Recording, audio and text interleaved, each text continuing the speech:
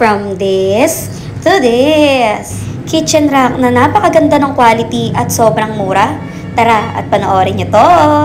Hello guys! For today's video, mag-unbox na naman tayo ng parcel na in-order ko sa online. Nakakatuwa lang dahil sobrang bilis dumating nito. Kaya naman wag na nating patagalin pa, buksan na natin to agad-agad. So by the way, syempre magpapatulong tayo kay Dada sa pagbuo niyan. Nakakatuwa lang kaya pala mabigat yung parcel dahil makapal yung mga bakal na ginamit. Syempre pagka-open, kailangan i-check nyo kung kumpleto ba yung mga parts at yung tools. So upon checking naman, kumpleto naman yung sa amin. May mga kasama na rin tong mga screws. Habang busy nga kami ni Dada, busy rin ang babing maghulog sa alkansya niya. So may kasama naman tong manual kaya hindi ka talaga may ihirapang magbuo. So nag-start na si Dadang buuin yung ating kitchen rack. At nag-start na rin si Mimong manggulo.